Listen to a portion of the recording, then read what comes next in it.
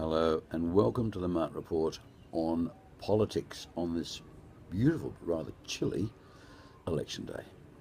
Okay, politics. Well, you've got to give Malcolm and Bill 10 points for effort. They have worked their little bottoms off. But of course, obviously after day one, we were fairly over it. Can't remember a lot of what they said. I'm sure it was vital, but it's an election. Okay. I suppose actually 2 months isn't quite as bad as what seems like all year for the Americans. But that's the way they do it, and they obviously have a lot of fun doing it.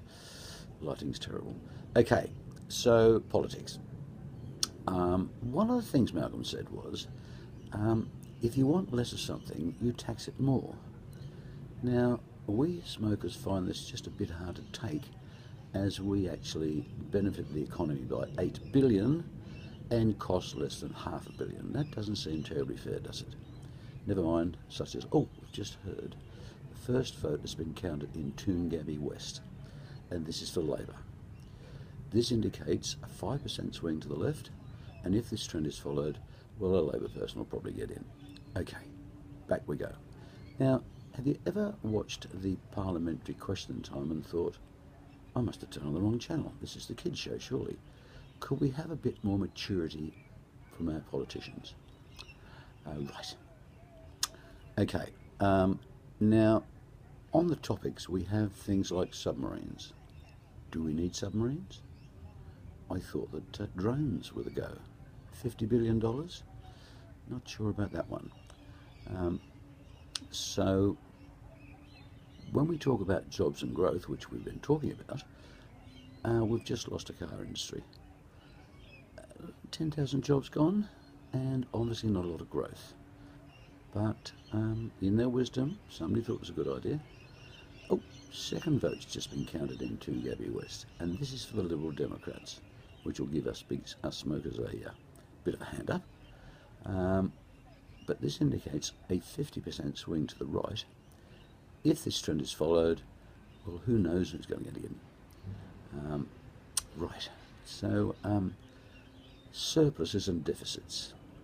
I've always thought that running a country is sort of like running a house, but a bit more complicated.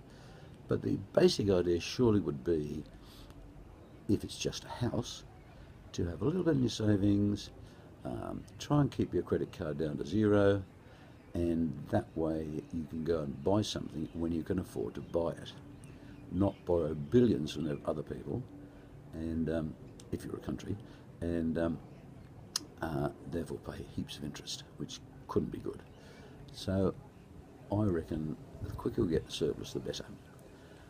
The third vote's just been counted in Toongabbie West. This appears to be for Tammy M, which goes to show that most people think they're still voting in the Eurovision Song Contest. Who knows what happens if she gets in? Might be good. You never know. Okay, free trade. Big thing. Everybody touts it as the way to go.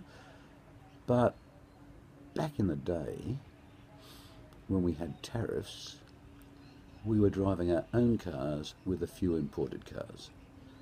These days, obviously we don't have any of our cars, and we're driving other people's cars, which I feel are inferior.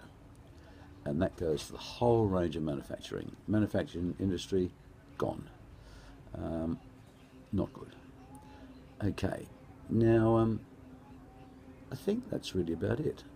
What you've got to remember is that we're actually voting today for an advertising company, because behind the scenes there's an army of people in grey suits who actually know what's going on. Well, that's a theory. Let's just hope that that's the case.